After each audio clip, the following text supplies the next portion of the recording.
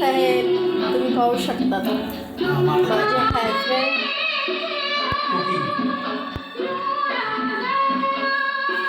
Cooking चालवतात. Cooking तुम्हाला यायचं आहे जेवायला ते येऊ शकता.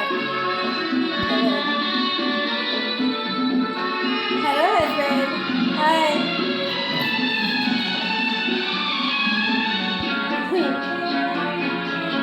स्वयंपाक करतात ते पण हातचं आवडत नाही म्हणून ते स्वतः बनवतात स्वयंपाक. मुशीची भाजी आणि भात.